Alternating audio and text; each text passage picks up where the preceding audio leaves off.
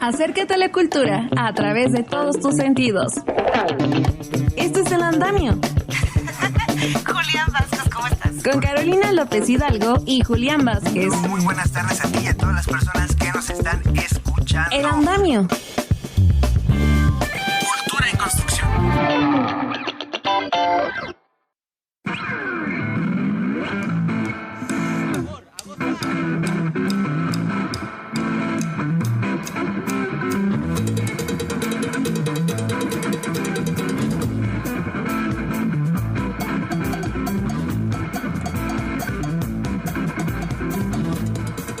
Yo aquí bien clavada en la música. Muchísimas gracias por estar con nosotros.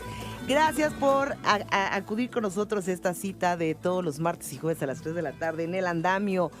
Los saluda Carolina López Hidalgo desde cabina y Julián Vázquez desde León, Guanajuato, que se encuentra en el Festival Internacional de Cine de Guanajuato. Estamos escuchando nada más ni nada menos que al mismísimo Santana. Él es guitarrista mexicano, nacionalizado estadounidense, y en el 66 fundó la banda Santana, pionera en fusionar la música latina con el rock. Él ha vendido más de 100 millones de álbumes en todo el mundo, ha ganado diversos reconocimientos como los Grammy, el Grammy Latino. Y bueno, pues hoy recordamos y estamos evocando pues obviamente la música de Santana. Juliancillo, ¿cómo estás? Porque además, bueno, los que nos están viendo por Instagram, besos, abrazos. Y Julián, pues platícanos dónde andas, qué estás haciendo, por qué estás. Hola, Caro, ¿cómo están todas las amigas y amigos de El Andamio? Y pues sí, como ya lo habías dicho, estoy en Guanajuato, en la Universidad de Guanajuato, justamente porque hoy, en punto de las 11 de la mañana, arrancaron las actividades de la edición número 26 del GIF, Festival Internacional de Cine de Guanajuato, justamente en el Teatro Bicentenario de León. Claro, serán 10 días intensos con cientos de actividades y proyecciones que ya comenzaron desde hoy, como por ejemplo el banderazo de salida del rally universitario, donde 6 equipos de distintas universidades públicas y privadas del país tienen 48 horas para crear sus cortometrajes utilizando solamente pues las calles del estado de Guanajuato. Platicamos, por ejemplo, con Federico de la Universidad Autónoma del Estado de México, que es el director y guionista del corto El Despertar. Escuchemos lo que nos dice. Es de 3 amigos que se encuentran en una cafetería y empiezan a notar situaciones extrañas, empiezan a ver que hay comensales haciendo cosas raras, hay unos que son animales, hay platillos extraños y bueno, eventualmente descubren que están atrapados en un sueño. Bueno, el festival comenzó fuerte, el resultado del rally lo sabremos este sábado 22 de julio, con equipos de estados como Aguascalientes, Ciudad de México y Estado de México, como ya lo vimos, competirán por el primer lugar de este certamen. Uno de los principales retos del rally, nos comentaron pues varios equipos de los 6, además del tiempo, obviamente, es el dinero, como lo comentó la asistente de dirección del corto, Lidio Blanco, una historia de luto por estudiantes de la Universidad Autónoma de Aguascalientes. Principalmente yo creo que el apoyo económico, hacer cine ahorita es, bueno, siempre ha sido bastante caro y como estudiantes universitarios es todavía un reto muchísimo mayor, entonces hay que buscar patrocinios, mucho presupuesto sacar de muchísimos lados. Eso podría ser yo creo que una de las dificultades más grandes porque estuvimos preparándonos estos 6 meses para poder tener los recursos necesarios para estas 48 horas. Y bueno, entre las actividades más esperadas del día de hoy está la alfombra roja, cómo no, de la película inaugural I Am Noise de Joan Baez, talleres infantiles, cortometrajes de realidad virtual y pues miren, para aquellos que nos están viendo por Instagram, aquí está la Universidad de Guanajuato. Está vacía porque pues lo que dicen que lo chido empieza en la tarde, por ahí podemos ver una quinceañera tomándose fotos, y lo tiene todo, Guanajuato lo tiene todo. Por ejemplo, algo muy particular de este festival es que la mayoría de sus actividades son gratuitas. Por ejemplo, el rally va a ser gratuito, el acceso a los cortos van a ser gratuitos, varias funciones de películas como Arma Blanca que se van a presentar también van a ser gratuitos. Y pues bueno, Caro, ha sido hasta hoy pues lo que tenemos para el GIF. Apenas comenzó, son 10 días de actividades, acá cubrimos 3, pero pues vamos a traerles actualizado con la mejor información de este festival. Pues muchísimas gracias, Julián, y bueno, recordarles que este festival tiene la inteligencia artificial como un punto también en el que he estado trabajando. Todas las actividades también tienen mucho que ver con esto. Y bueno, pues yo creo que ahí hay un temazo en donde vamos a ver hacia dónde se está yendo la mayoría de la gente se está yendo hacia aprovecharlo como herramienta, pero bueno, aprovechar también los tiempos para legislar oportunamente. Muchísimas gracias, Julián. Toda la información, obviamente, de este festival lo vamos a tener en los diferentes espacios de cultura del Andamio en el Sistema Nacional de Noticiarios. Muchísimas gracias, Juliancillo. Pórtate mal, por favor. Sale, Caro, estamos al pendiente. Bueno, muchas gracias. Y los que no nos están viendo, ¿no? O nos pueden ver también, estamos en las redes sociales Facebook, Twitter e Instagram como @elandamiomx. Tenemos también la información en el sitio de noticias, noticias.imer.mx/elandamio/4. Y el WhatsApp 55 66 31 24 27. Les agradecemos a los que nos escuchan por Radio México Internacional y por Horizonte Jazz. Y hoy tenemos también, porque hoy también se conmemora el fallecimiento de Francisco Villa. La verdad es que tuvimos la oportunidad de platicar con el historiador Daniel Librado, que hizo esta semblanza de Francisco Villa. Y que bueno, ustedes que nos están mirando por Instagram pueden ver el libro, está maravilloso, la verdad es que tiene muy buenas ilustraciones, muy buenas fotografías, y está maravilloso, lo pueden mirar y los vamos a regalar. Tenemos un libro físico y vamos a mandar 3 virtuales. Entonces, ya sea por @elandamio, por cualquiera de nuestras redes sociales, Facebook, Twitter e Instagram, y por el WhatsApp, se lo repito, 55 66 31 24 27. Y les vamos a pedir que nos contesten. Hoy es el día también, el día de la luna. Entonces, que nos digan un poco, yéndonos a la actividad que hicieron hoy en la mañana, una pieza, una canción que les recuerde la luna, que evoque la luna. Escríbanoslas y aquí, antes de acabar el programa, vamos a dar el ganador de este libro, que tendrá que venir físicamente para acá, y a los otros 3 les mandaremos un mensaje, y más bien les mandaremos ya el libro. Muchísimas gracias, Julián, gracias por estar ahí. ¿Y qué les parece si escuchamos una entrevista que hicimos con el bisnieto de Francisco Villa, que es Francisco Villa García, que nos habla un poco de todas estas actividades que se están haciendo para conmemorar estos 100 años, estos 145 años de natalicio del Centauro del Norte, cómo lo estamos viendo, cómo se tiene que mirar, qué cambios tenemos que hacer como personas, qué ha pasado con los historiadores. Todo esto nos lo platica en esta pequeña entrevista. Escuchemos a Francisco Villa. Mi primera pregunta, y justo porque es como el día grande para conmemorar el fallecimiento de Francisco Villa, vemos la historia como personas normales desde la distancia, ¿no? Vemos estos héroes en los libros, vemos estos héroes en las esculturas, pero ¿cómo ve Francisco Villa, bisnieto, a este personaje? ¿Cómo se ve a la distancia? ¿Cómo lo vive usted como parte de esta familia? Efectivamente, ¿cómo lo vemos nosotros? No soy el único, yo diría. La verdad, Carolina, es que es un proceso complejo. Creo que estamos llenos de diferentes elementos históricos, al final de cuentas, que no nos han permitido, vamos a llamarlo así, ver al general de otra manera. ¿A qué me refiero? Que esa historia de bronce muchas veces no nos ha dejado ver cosas que son más importantes acerca del general y del movimiento social que él empujó por esa historia de bronce, ¿no? Yo quisiera decir que para este centenario, la verdad, principalmente en este caso yo y mi hermano nos pusimos a pensar acerca del centenario y qué era necesario, cuál era la centralidad de ese centenario. No sé si me explique. Uh-huh. Entonces fue bien difícil, tengo que decirlo, romper con todo este esquema que se tiene acerca de Villa. Llegamos a una serie de conclusiones, 3 o 4, ¿no? La primera, trataré de ser lo más conciso posible.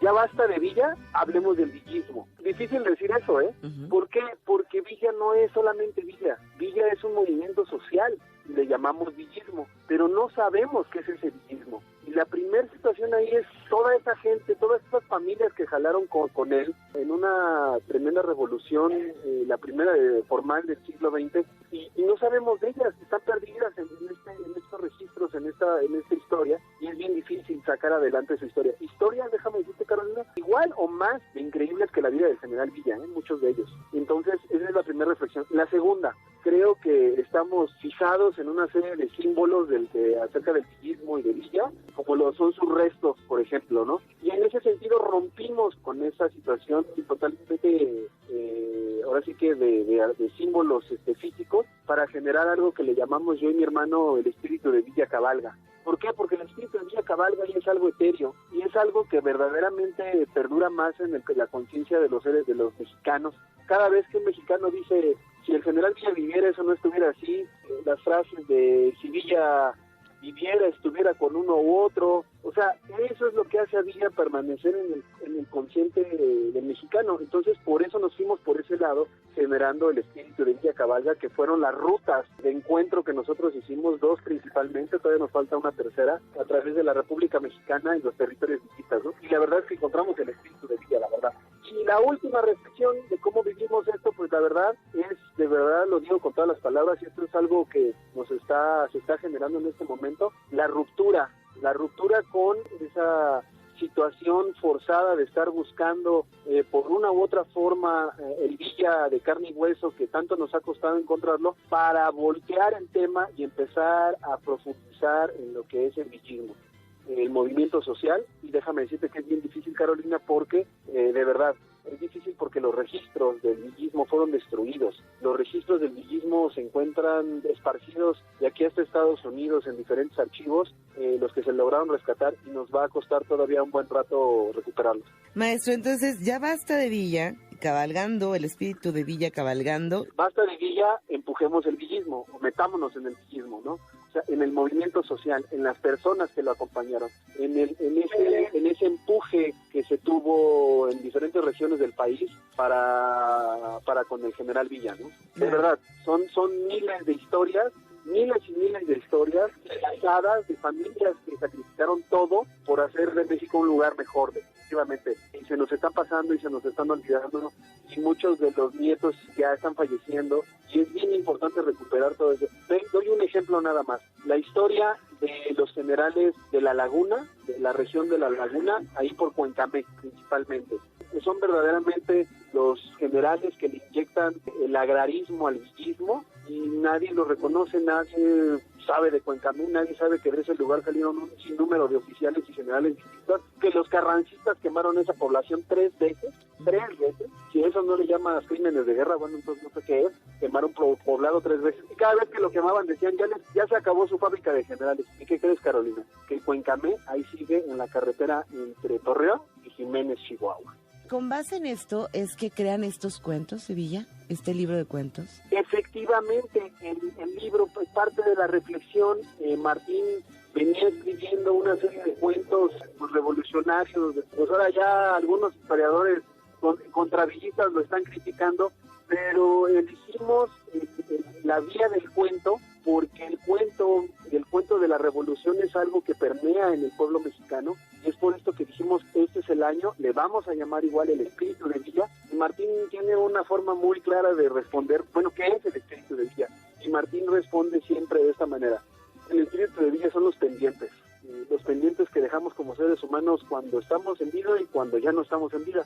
Y entonces preguntan, bueno, ¿y entonces cuáles son los pendientes del general Villa? Y Martín siempre responde, todos los mexicanos somos los pendientes del general Villa, porque quería que este México fuera un lugar mejor para todos los mexicanos, para todo el pueblo. Y entonces todos los mexicanos estamos haciendo la misma acción de Villa, parándonos todas las mañanas a trabajar, dándole de comer a nuestras familias, tratando de hacer bien nuestro trabajo, etcétera, etcétera. Entonces, es una situación que se relaciona como ningún otro revolucionario, de verdad lo digo, porque pues yo no he visto chavos que traigan en sus camisetas a Obregón, ni a Carranza, ni a Plutarco Elías Calles, ¿verdad?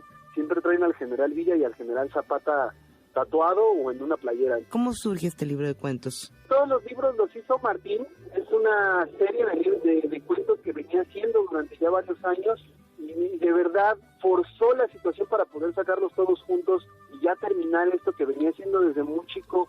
Los hizo durante viajes que hacíamos a Chihuahua, Durango, transitando carreteras de los territorios villistas. Hemos sacado nuevas ideas, por ejemplo, andábamos la otra vez ahí por la zona del Silencio, no sé si lo ubiquen ahí donde dice que se aparecen los ovnis, ¿no? Pero ese lugar es emblemático para el villismo, porque de ahí parte el general una marcha tremenda por el desierto de Mapimí.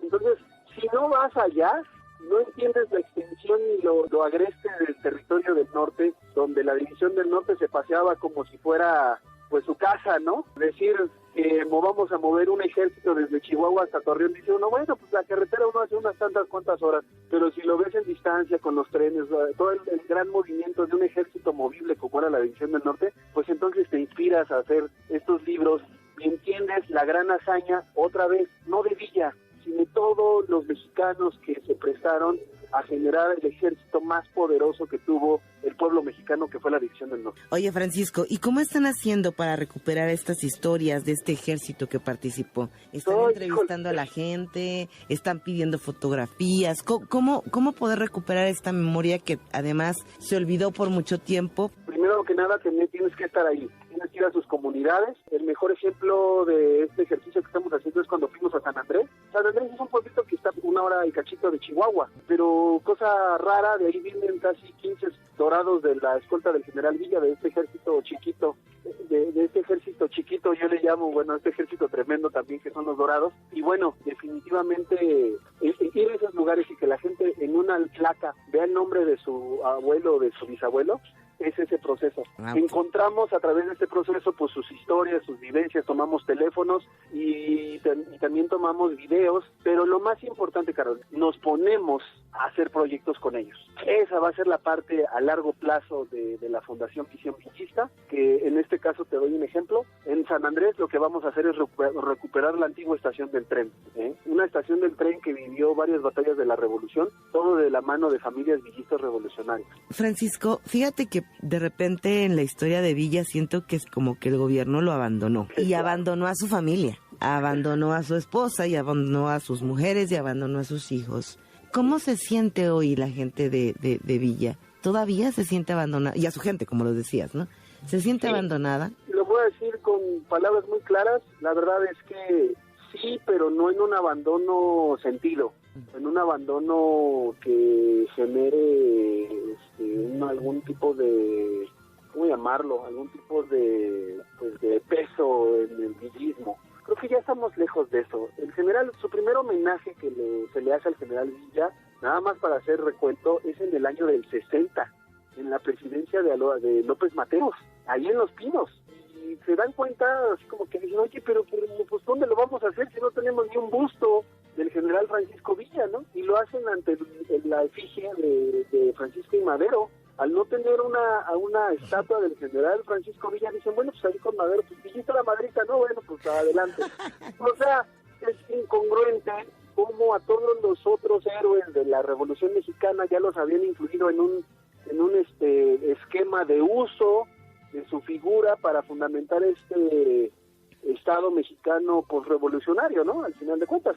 Entonces, sí, Villa permaneció fuera de este panteón aprobado, vamos a llamarlo así, palomeado por el Estado mexicano hasta los años 60. Después viene la incorporación de sus letras en la Cámara, bueno, lo que era la Cámara de Diputados, ahí ahora el Congreso de la Ciudad, en el 66, y luego en los 70, no recuerdo hoy también la fecha, pues Echeverría se trae los restos y por fin los incorporan al Monumento a la Revolución. O sea, qué cosas, ¿no? Todo en ese periodo tan difícil para la sociedad y la democracia mexicana. Pero, importante, no importa, porque los villistas ahí estaban, perseguidos, muchos de ellos, en regiones del norte, perseguidos por gobernadores que eran carrancistas, que no les gustaba el villismo, que no querían que el villismo surgiera, muchos murieron en la miseria, pero ahí están. Y ahora, y de verdad lo digo, lo que está pasando es que esa lucha ha hecho que todos estos villistas, tanto en Durango, en Chihuahua, en Coahuila, estén totalmente juntos, cohesionados y listos para dar el siguiente paso hacia el siglo XXI de lo que se tiene que hacer. El mejor ejemplo es las semanetas, el fin de semana, en la ex hacienda de Canutillo, la gran concentración de villistas que hubo ahí en el municipio de Ocampo, en Durango, porque, y debo de decirlo, muchos gobernadores de Durango fueron antivillistas, y ahí están los villistas subidos en los caballos, rindiéndole honores al general, rindiéndole honores a lo que su población y su gente hizo, y pues ahí estamos. Somos conscientes del abandono al general totalmente, pero no es algo que genere mucho impacto en este México de ahora, y de verdad yo veo que al revés hay un entusiasmo. Puedo decirlo porque acabo de ir 2 veces, y la gente está lista para dar el siguiente paso. Lo que sí, quiero decirlo muy formalmente, es la falta de cuadros y liderazgos en el villismo, ¿no? Después de que muchos estuvieron cooptados dentro del sistema, ¿no? Y estoy hablando hasta de hijos del general Francisco Villa, pues ya no hubo una continuidad ahí. Y sin ningún tinte partidista, lo digo con todas las palabras, ni de un lado ni del otro. Entonces, nosotros nos ha tocado trabajar en todos lados y de verdad se puede hacer. Creo que es la primera vez que se hace tanta actividad con esta gran escultura, con estas jornadas, con la reflexión histórica, con el enojo de mujeres, el enojo de personas, entre los mismos historiadores están echando la piedrita, pero al final lo importante es que está Villa.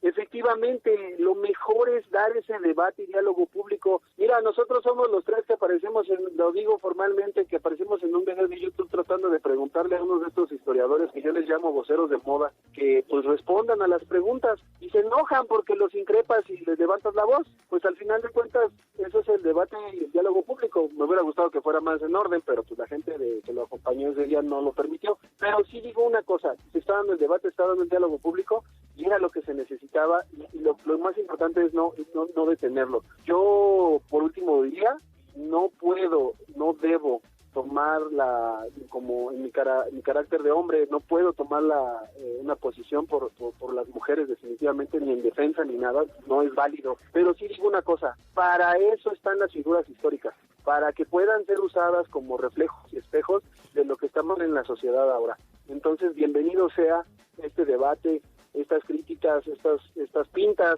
estos colores, todo, definitivamente. Si el general puede ayudar a visibilizar la situación tan difícil y grave que tenemos de violencia contra nuestras mujeres, que sea él. ¿Cuántos cuentos conforma este libro? Nada más eso. Mi pretexto era el cuento, pero también era hablar de Francisco Villa. El cuento tiene alrededor de 15 cuentos, todos relacionados, muy cercanos, y ven nada más con esto termino, muy cercanos a la tradición de la escritura de Nelly Campobello. También es un elemento importante en esta reflexión. Para los que no se nos ha olvidado, los que se les han olvidado a nosotros, no lo tenemos muy presente, la presencia de una mujer como Nelly Campobello, una duranguense que escribía contracorriente de la Revolución y de Pancho Villa, cuando todos eran detractores. ¿Qué cosas, no? Esta mujer fue relegada de las artes, fue relegada de los verdaderos escritores mexicanos que son precursores de las corrientes mexicanas de la literatura, y ahí está, es villista, ¿no? Entonces tenía un argumento también muy importante en la danza, ¿no?, mexicana, maestra de Amalia Hernández, ¿no?, al final de cuentas, y es parte de nuestra reflexión también, porque lo que escribió de verdad es mágico, de verdad, lo mejor es que era mujer. Hablamos mucho de Nelly Campobello, pero creo que le hemos leído poco. La verdad, nada más tenemos como que la superficie. Gracias al trabajo de Jesús Vargas, de Flor García Rufino, dos compañeros de Chihuahua que le están sacando entre las tinieblas. Yo diría que en este año también uno de los a concretar más adelante en los meses es volver a denunciar a los dos personajes que la desaparecieron, que están y se fueron limpios. La autoridad, en el momento de la Procuraduría de Vicente Fox, no continuó la investigación, desaparecieron a Nelly, la mataron, y hay que decir las cosas como son. Entonces, es momento de reabrir ese archivo y que vengan a rendir cuentas a la ley mexicana por lo que hicieron por desaparecer y matar a una mujer tan grande como Nelly Campobello. Maestro Francisco Villa, muchísimas gracias. Gracias por este acercamiento y pues que viva Villa. Que viva Villa y que viva México. Muchas gracias. Gracias, hasta luego. Hasta luego.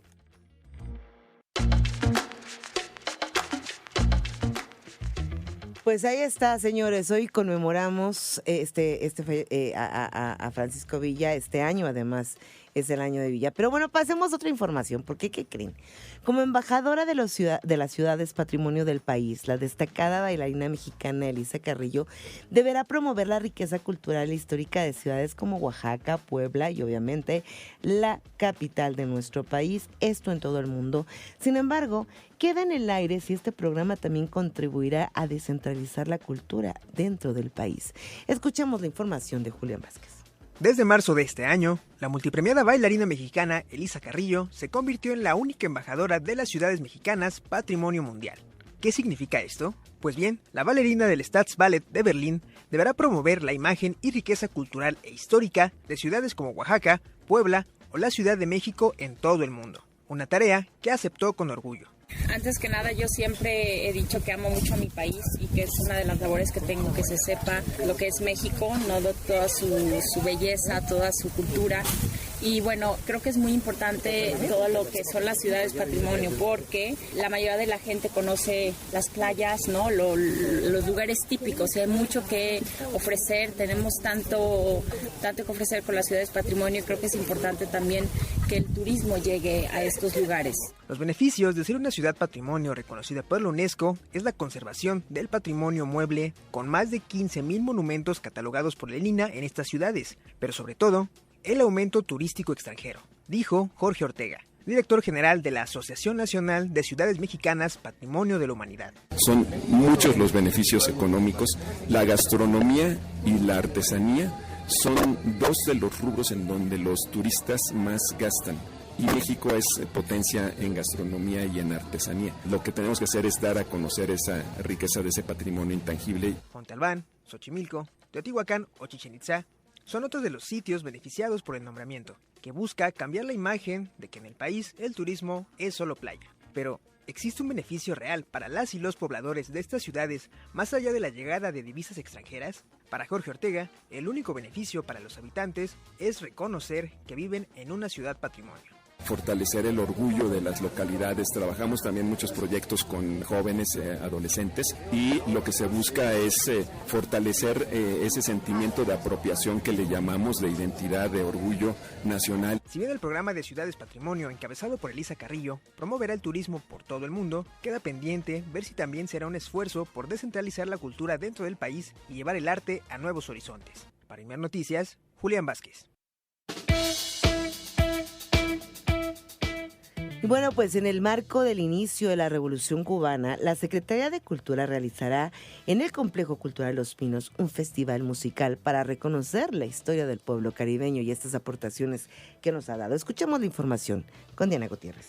Con el apoyo de la Secretaría de Cultura, se presentará en el Complejo Cultural Los Pinos el grupo cubano Buena Fe, Los Guajiros, Son 14 y David y Juego de Manos, como parte de los 70 años del asalto al cuartel Moncada, mejor conocido como el inicio de la Revolución Cubana. De acuerdo con Gabino Palomares, organizador del festival, el 26 de julio representa un acontecimiento de gran importancia para América Latina. 26 de julio del 53 se hizo el asalto al cuartel Moncada, con lo que inició propiamente la Revolución Cubana. Y casualmente o paradójicamente no fue una victoria al principio, pero sí fue el inicio de un acontecimiento para América Latina, quizá uno de los más importantes sucesos para América Latina, que fue el triunfo de la Revolución Cubana posteriormente. Para nosotros, América Latina, Cuba es no solamente un inspirador de la lucha popular. Las figuras del comandante Fidel Castro y de Ernesto Che Guevara están en todo el mundo inspirando la lucha de la gente pobre, la gente que lucha por sus derechos más elementales. De forma paralela, destacó que el presidente Andrés Manuel López Obrador ha recalcado en diferentes ocasiones el significado del bloqueo al pueblo cubano. Además, señaló que los daños sufridos han sido para todo el continente, no solo para Cuba, de quienes se tiene que tomar como inspiración la dignidad que ha tenido durante décadas. Esta inspiración que ahora el presidente retoma en el sentido de que esta dignidad tiene que estar en todos los países de América Latina y que el daño de los Estados Unidos no solamente ha sido para Cuba, sino para todo el continente, que nos han tratado como su patio trasero, y esto requiere algo que Cuba nos da todo el tiempo: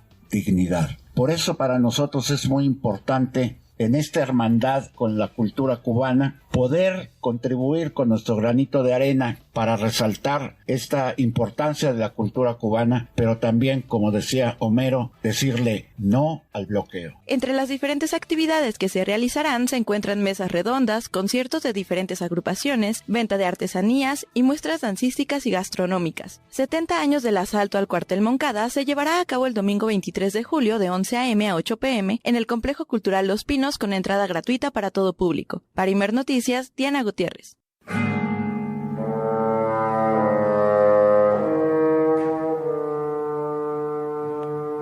Quiero agradecer Bueno, quiero agradecer antes que nada a Leticia Martínez. Muchísimas gracias por tu comentario.